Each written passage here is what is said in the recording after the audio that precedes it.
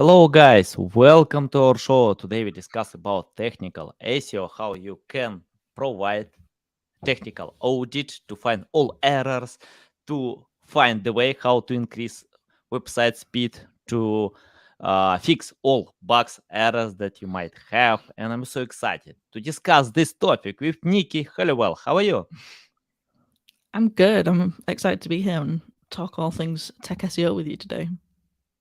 Nice, love it. Nikki, before we start, just tell more about yourself, experience, background, about your real background that you have. I like it, because if you have great environment, you can get better results and have this positive mindset. So anything about you that can help listeners to learn more about you. Yeah, so all these funky looking posters all around, like they're all around my room. I know you can only see behind me, but a lot of them come from coincidentally how I got started in SEO. So I actually used to work in the music industry. So a lot of these posters are from that, as well as a few from musicians that I just enjoy. Um, and it's kind of from there that I fell into SEO, which tends to be the case with a lot of people that I know. I don't know many people that actually set out with the vision to work in SEO. We all kind of fell into it. But yeah, I like it. They're all like lovely, colourful posters, and people like yourselves always ask about them and wonder what they are, especially that big black and yellow one behind me, because that's like a signed poster from a festival. So all of the bands that played in that particular festival signed it. It's called Handmade, so that's quite Mhm. cool.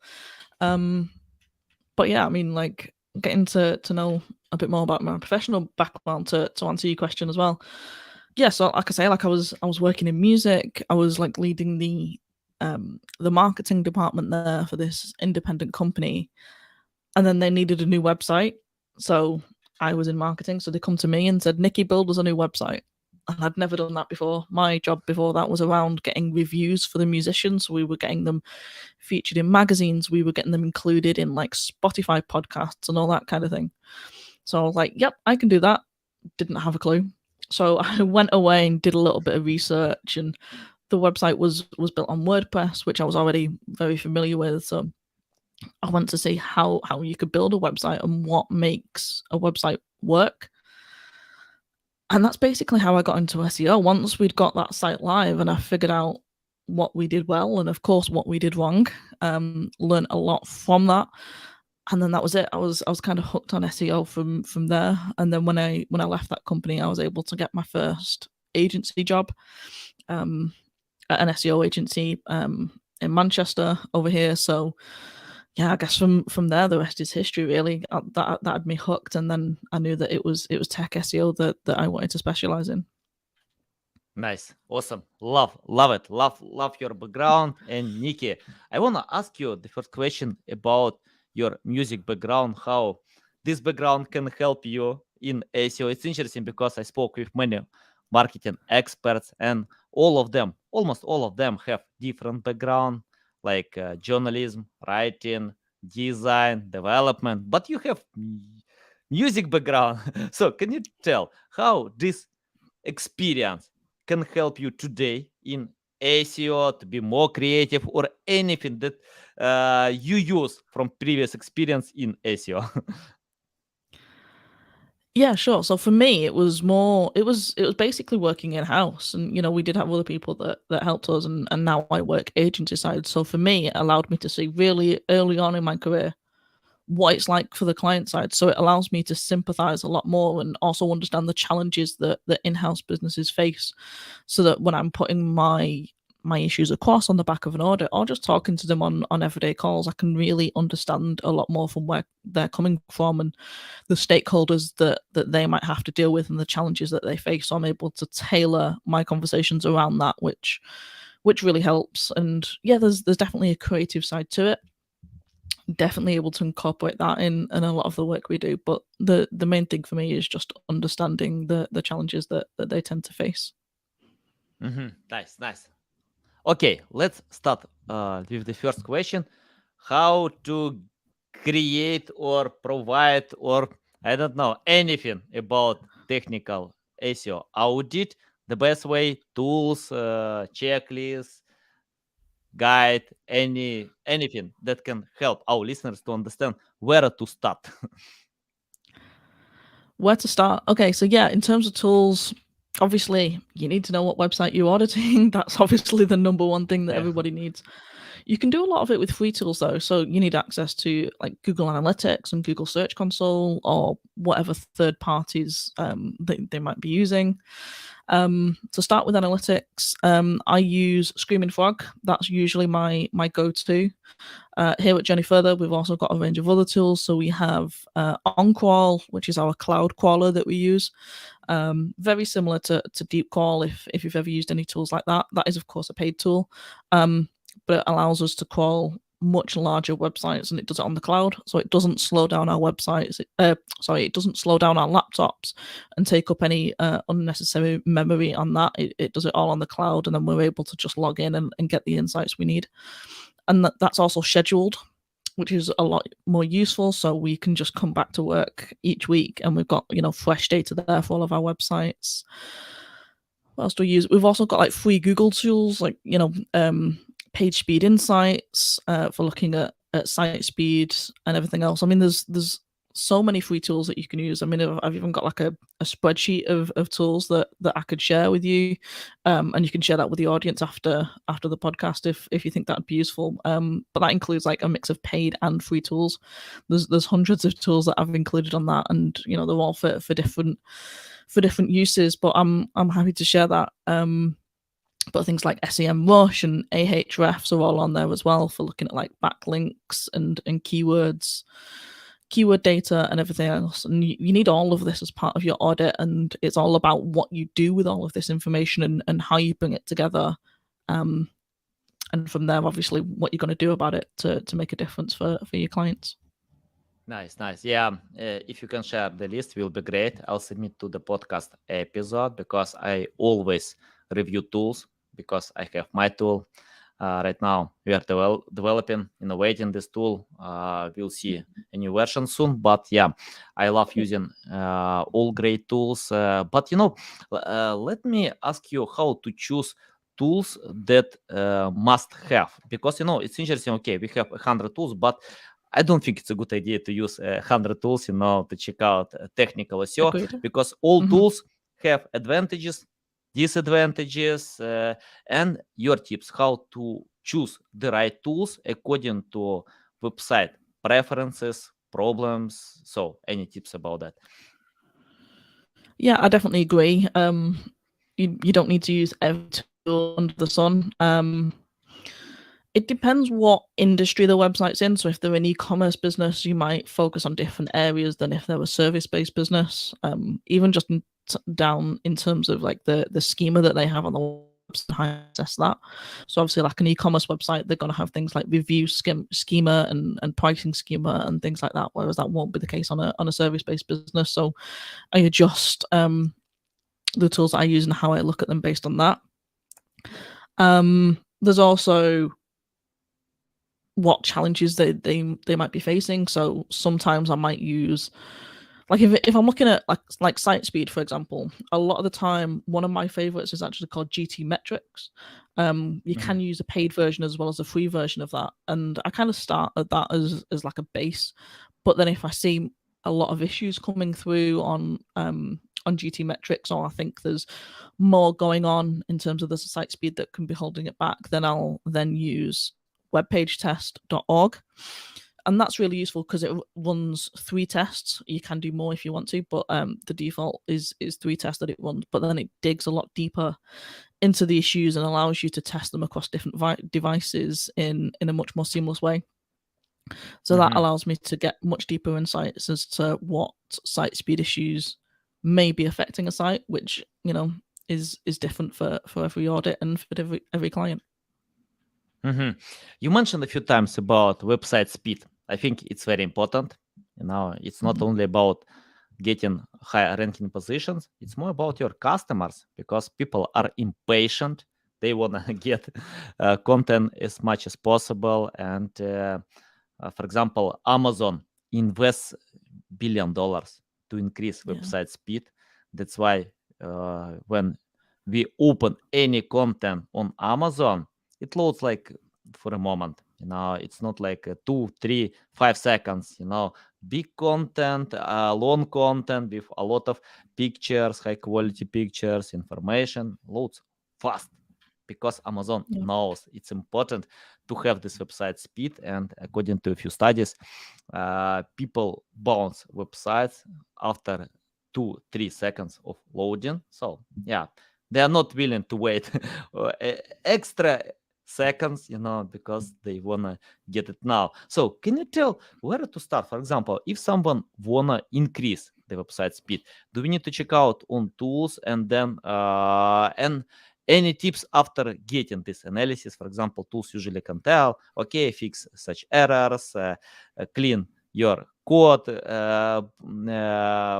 reach out to your hosting, So yeah, any tips about increasing website speed? I think it's really important to focus on the user.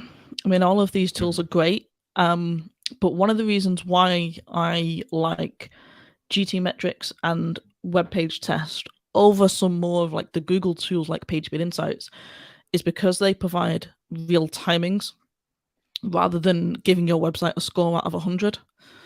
I mean, that's great to have 100 out of 100, but what does that actually mean in terms of your users? It doesn't mean anything. Whereas with the others, if I can see that my website's loading in 2 seconds, or if it's loading in 10 seconds, then obviously that's something that I can take a lot more action on, and I know what to do, rather than having a score of 100 or like a red or green light or whatever the case may be.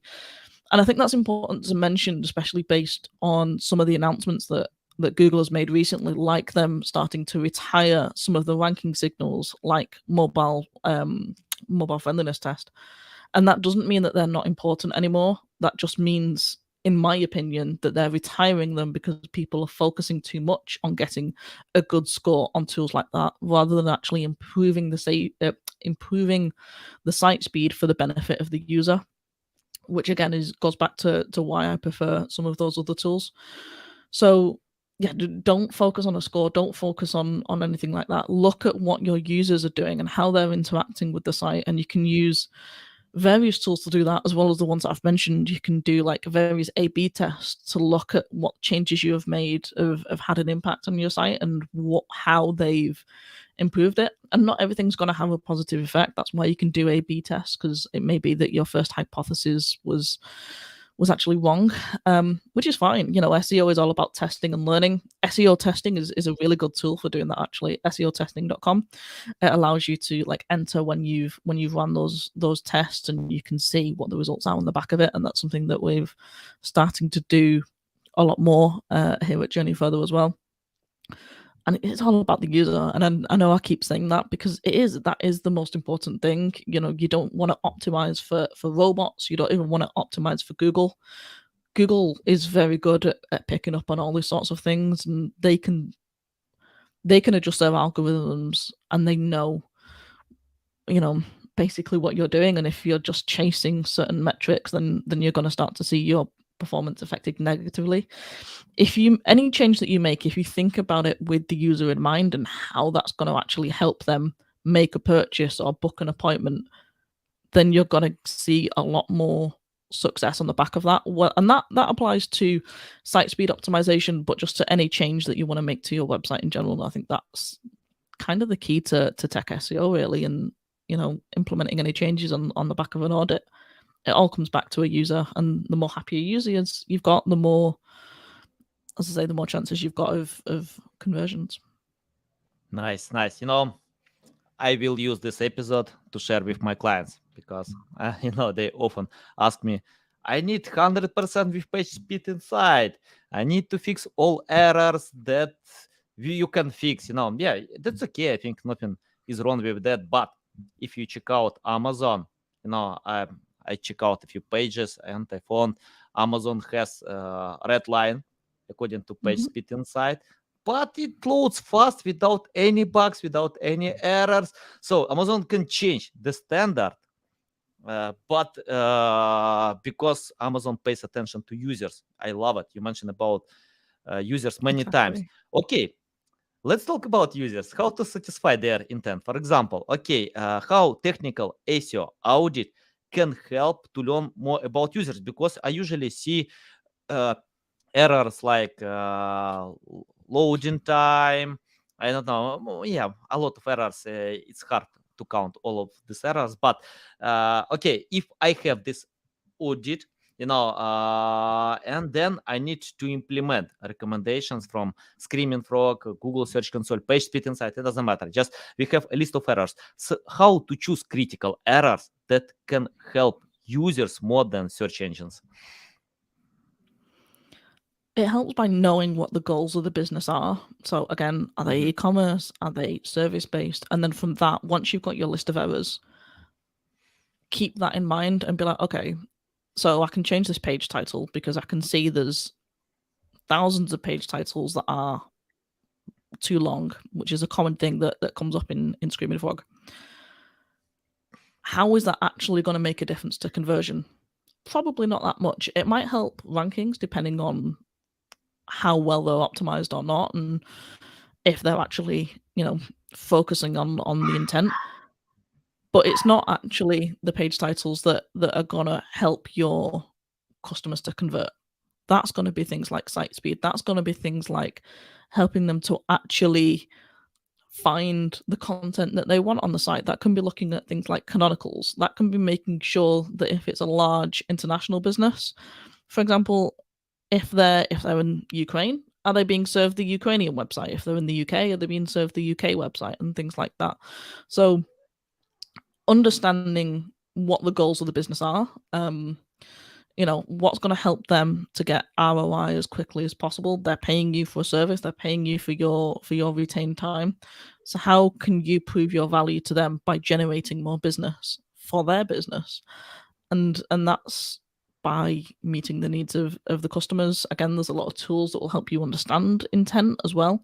You can do that on SEMrush. They've got really good ways of doing that on there, but there's plenty of other ways. But yeah, just try to think of yourself as well as like an extension of their business, and the client will actually really like that as well. So you're there to help them. So like, it's not just, oh, okay, I'm working for a business that sells microphones, for example. It can be, what makes this microphone work? Why do customers want a microphone? What do they want out of a microphone? And it's understanding all of this that can help you make those changes to the website. And by doing that, you're really understanding the customer. And there's not a lot of websites are doing that, and chances are their competitors aren't doing that. So that will give you and your clients the chance to get ahead of them. Nice. Okay, let's talk about choosing priorities by fixing technical errors. For example, once I spoke with a webmaster who told me that he spent like 2 weeks to fix alt text on his website and the checkout pages. That was contact page, about many other pages that we are not. We didn't have the goal to rank these pages, and it's like helpful pages. And I see when people don't, when they get technical errors, 100,000 errors to fix, we need to choose critical errors. In Google Search Console, we don't see it. Just Google Search Console shares all errors that we have, but in other tools we have it. And I often see when some tools provide obsolete information. For example, I don't want to name these tools, but for example, I got recommendations like you have no 2000 words on this page, fix it. You have no meta tag keyword, fix it. You have no, a lot of obsolete recommendations or related to the average date. It doesn't mean that we need to have 2000 pages everywhere, 2000 words everywhere. Yeah, it depends. So can you tell how to choose the right recommendations and choose priorities? Because when we have limited resources, it's better to fix something that will provide results in the end. Yeah, there's a few ways that you can do this, and this is something that I spent a lot of time on in developing my audits, and I've been able to implement them here at Journey Further, and it's like transformed the way that we conduct audits for our clients. So I have my list of issues, as you mentioned, but I bring it all together in a tab on a spreadsheet. I use spreadsheets primarily for my audits, and then if people want them in a different format after that, that's fine. But I'll bring them all together on one tab that I call the RAG, so RAG, which stands for red, amber, green. So what I do with all of my issues, I classify them based on their potential. So how much difference is that change likely to have? The impact, and also the ease of implementing that change, and that can be the ease from a dev perspective or the ease from a client perspective. Each of those is scored out of 10, which gives us a final score out of 30. You can also do this if you want as to like high, medium, and low, depending on what works for you. And then basically, when we've got all of those, then you can classify it as red, amber, green if you want. I use both, and that tends to work really well for our clients. And this all takes into account everything that we've already said around how much is this going to affect conversions. Not everything affects conversions. Sometimes it affects visibility, and that's fine, because more visibility will eventually lead to more conversions through, conducting them down the conversion funnel, and that's fine. But just lay this out on your RAG tab or whatever you call it. So on mine as well, what as I do is across the top, I have them broken down in columns, which is the what, who, when, where, why, and how. So what is the audit? What is the issue? Where is it located? So where can we actually see this on the site, or where can we see the URLs that are affected by this issue? The how is, okay, what are we going to do about it? How are we going to fix it? So what's the resolution? What else we got? What, who, when is like the time frame. So is this something that we're doing now? Can we get this into the next sprint, or is it something that's going to have to go further down the line? Who is responsible for it? So is it something that I'm responsible for? Is it something that the wider team in your agency or the wider team in your business is responsible for? Do the devs need to fix it? And all this sort of thing. So it lays it out on this one sheet that becomes a living document that everyone has access to, and we keep that updated as we're going through the sprints. And it all comes down to how much of an impact it's going to make. But the most important thing for me is it's not just a case of going straight through all the red items, because that's the kind of easy thing to do, and that's what everyone becomes tempted to do. It just goes straight through all the red issues. However, I find that it makes much more of an impact to mix it up, basically. So when I'm taking all that and put it into a roadmap, which is really important, I take a mix of the red items, I take a mix of the orange items, and sometimes some of the green ones, and do them all in, say, month one, depending on the amount of time that we have available. But I'll include a mix of those. And I do that because it allows us to see ROI nice and quickly. We can move through the roadmap a lot quicker by including a mix of the items. But also, because these big items, the big red items, tend to take quite a lot of time to be implemented, you've got to get other teams involved and speak to developers and brief them and make sure they understand it, and then get it into the sprint and follow that whole process. That can be quite time consuming, and sometimes you're waiting for things to happen that are outside of your control. So while that's going on, that's when you can work on the orange and the green items all within month one. So you're always doing stuff, you're always being active, and the client's much more likely to be appreciative of that, and you're not just sat around waiting for things to happen.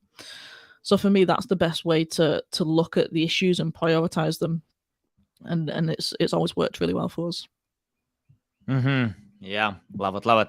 Okay, Nikki, I wanna ask you about some tricky question. For example, I check out a few studies that companies usually implement 40% of all recommendations that specialist experts can share with them. I think sometimes even less than 40%. That's great if they implement 20%, because it depends on web developers, on CMS, many things. So can you tell how transfer data to your clients that they will implement most recommendations because if we share a list of errors, please fix it. It doesn't work. We need to find the way how to explain why it's important, how to do it, where to go. So any tips how to help your customers to simplify this experience of learning how to fix all these technical errors?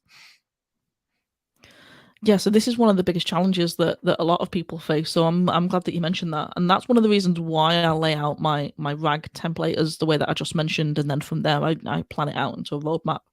So you can see, like, in month 1, this is what we're going to be doing. On month 2, month 3, and so on and so forth throughout the rest of the time. But what we've actually done here at Journey Further is we've developed a way that goes beyond that to doing this, that actually emphasizes the philosophy that we have here, which is clarity at speed. And that's all about having direct contact with the clients, but also the development teams. So I developed a briefing template, which is just on a Word document, again, that everyone has access to when it's been created. So for each issue that we come across, it goes into this briefing document.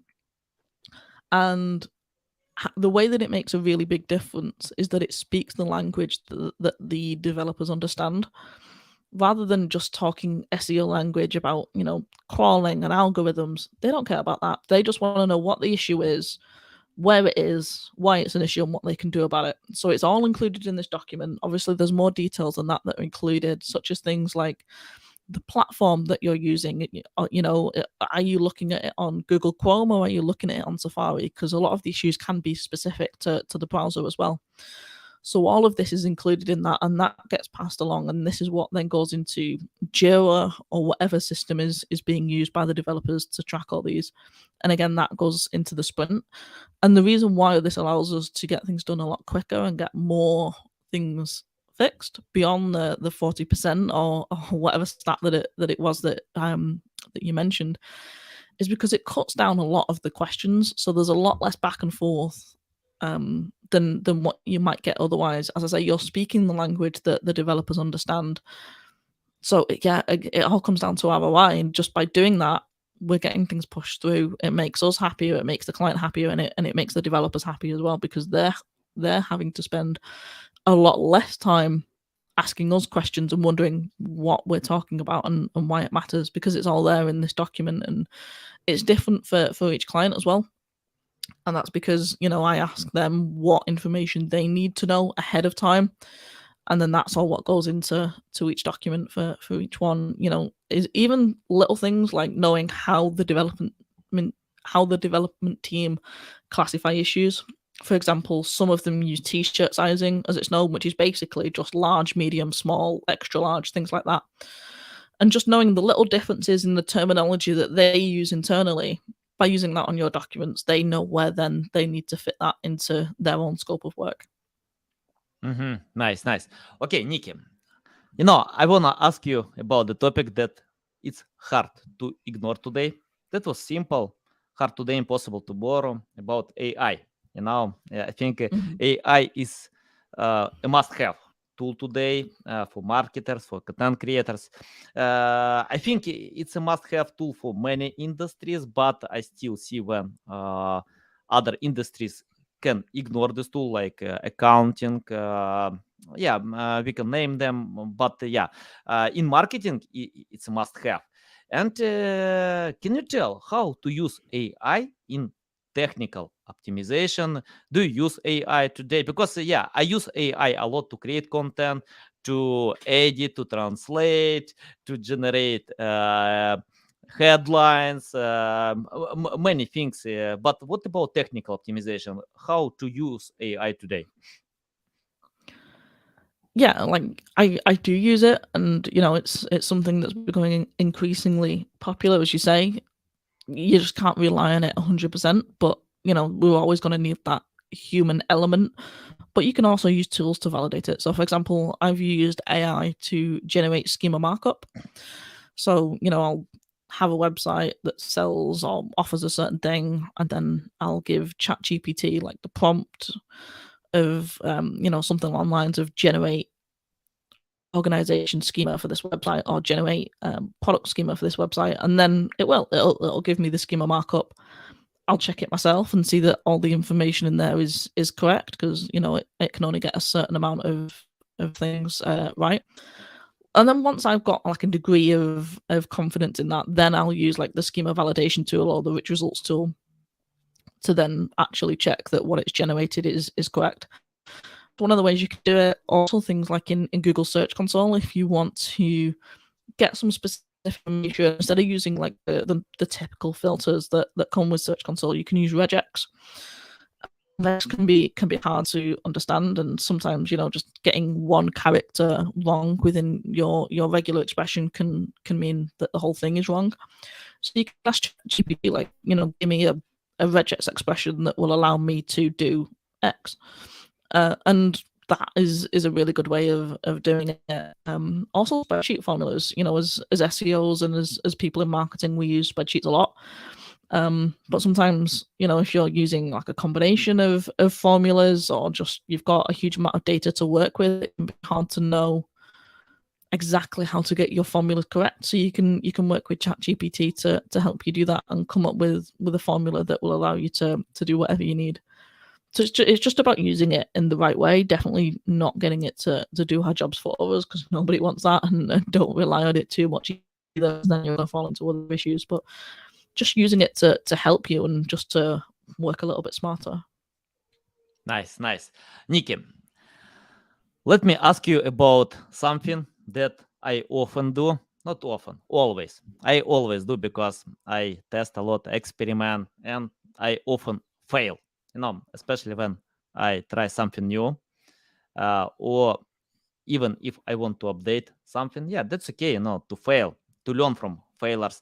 Can you list mistakes that webmasters still do in technical SEO, and your tips how to find another way to avoid these mistakes, and to get things right from the first attempt?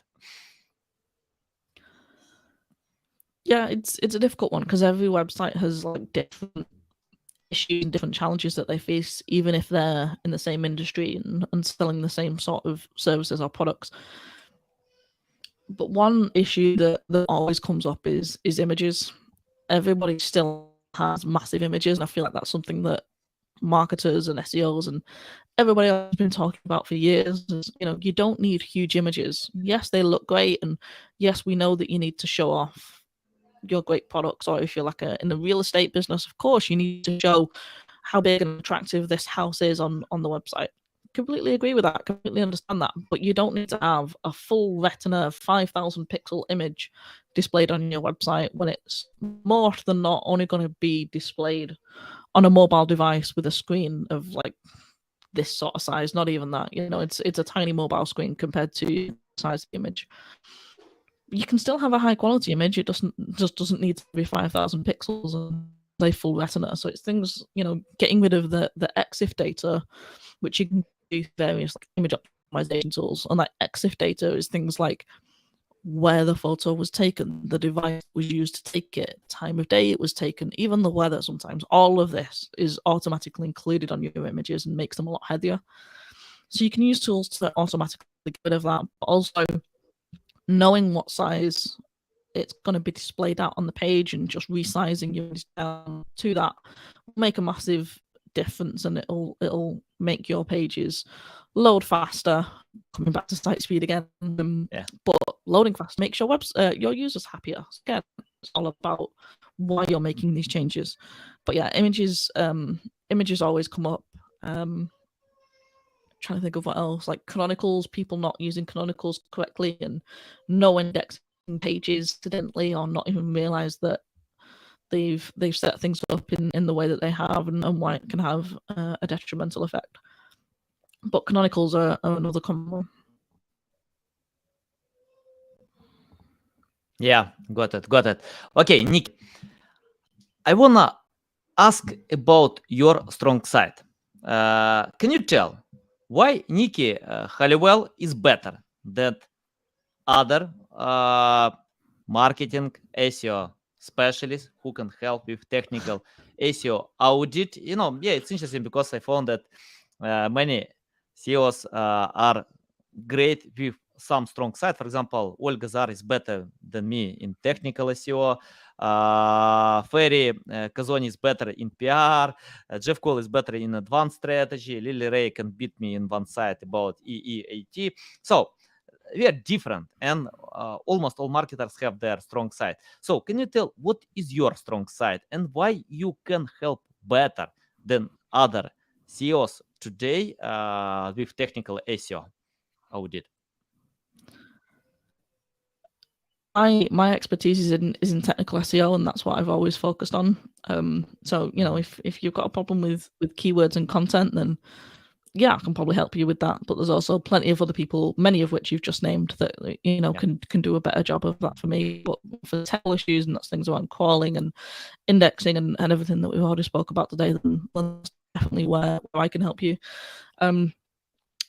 My audits I've developed in a completely bespoke way that really gets to the bottom of the issues, and it's not a one size fits all approach that a lot of other people do. Mine's completely bespoke to your business, what you need, and also what you can do about it. And I think that's the big difference. Anyone can do an audit, but who can do an audit well that's actually going to make a difference for the business and have something that they can actually implement on the back of that. I also spend a lot of time understanding the business and what it is that you want to get out of it. So why do you want the audit, and how do you see this helping you? And again, I tailor all of that into it, and that very much ties into the philosophy again that we have at Journey Further, which is the agency that I work at. And it's why we work so well here, and we implement a lot of that. And it's just about really understanding your clients and what it is that they need, but also what are the challenges that they're facing and how you can work around that. I mean, we had it recently with a business that we were speaking to where had an issue with hreflang, and everybody, so this was part of a pitch process that we were going for. A lot of the other agencies were also talking about hreflang, but they already knew that was an issue, and the business was already fixing it. It was coming up in the next sprint release. But a lot of the other agencies just kept saying, oh, you need to fix this, you need to fix this. But what they told everyone ahead of time is, we know about this, don't tell us about that. We're already sorting it. What else do we need to do? But nobody did, apart from us. So, we looked at it and we pointed it out, when we said that's an issue, but we know you're dealing with it. But actually the opportunity that you have for your business is over here. And we pointed that out. So it's just, again, listening to your business and just talking about the things that mattered. So we knew that was a challenge for them. We knew that they were already sorting it, and that's why we won the business, is because we listened and we laid out what they needed to do in other areas. Nice. Nikki, let's talk about your experience. I found that I usually get good results with clients who understand SEO. So if they don't, I usually tell them, take my course, learn from Mike Phillips, Jeff Coyle, Lily Ray, Chelsea Alvis, many other great experts, because it costs like $10, $20, not a lot, but you can learn from the best. And I'm interested about your experience. For example, if you started today from scratch without any experience, knowledge, skills, it's your first day in SEO. You just left musician industry and going to become an SEO expert in one day. So what will you do today to learn more about SEO? Read. And that's exactly what I did. So I spent a lot of time on Twitter following Lily Ray, Leaders Release, all of these amazing people, and just seeing what they're talking about, and also the publications that they're writing about and that they're sharing on theirs, because those are obviously then trusted publications that clearly know what they're talking about. So I'd go to them for more information. But actually the most important thing for me was my own website. And that was just like a hobby website about something that I was interested in at the time. And the reason that was the most impactful is because I could break it. If nowadays, if I break a website, then that's going to have very big impact on the business. And in some cases, it can cost millions of pounds. But if it's my own website, then if I break it, it doesn't matter. I can fix it, and it's going to cost me any money, and nobody's going to tell me off. I can just, get it back online in no time. But actually, by breaking it, that's how you learn what does and doesn't work. And that's, again, it's what SEO is: test and learn. SEO testing, as I mentioned earlier, is a great tool for that. But yeah, so I'd have a hypothesis back in the day, or I'd read an article online that someone had shared, so I'd want to know how that worked, so I could try it on my website and see what difference it made. And sometimes it was good, and sometimes it was bad. But then I would learn why that was and how I could perhaps apply that to other businesses. And then once I was confident, I could then start to apply those things in different scenarios and in different ways to my clients. And that's actually, I think, the best way to do it is have your own site. Nice. Awesome. Love it, Nikki. It's a big pleasure to get my show, to learn from you. You share a lot of valuable insights. Love it. Thank you. Thanks a lot for your time. Tell our audience the best way how to keep learning from you, how to reach out to you, how to follow you. Yeah, I mean, I've got my personal website at nikkihalliwell.com. I have an audit website, which is SEOaudits.com. I'm on Twitter at Nikki R. Halliwell. Also, I've started a TikTok recently, which is interesting. It's something brand new to me, but I'm sharing like quick tips on there. That's quite fun. LinkedIn, I'm on there as well. Just type in my name and you'll find me there. I have a newsletter, which is Tech SEO Tips. And also check us out at Journey Further. So that's just journeyfurther.com.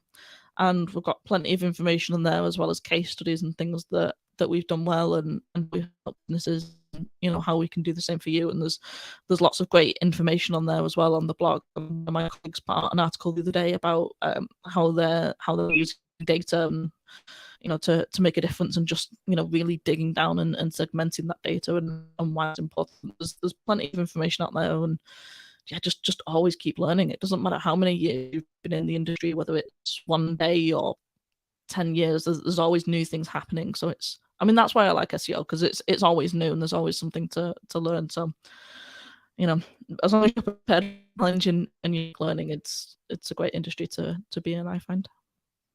Nice. Awesome. Guys, you can find links to the personal website, to Twitter, LinkedIn account in the description below. Listen us on Apple, Google, Spotify.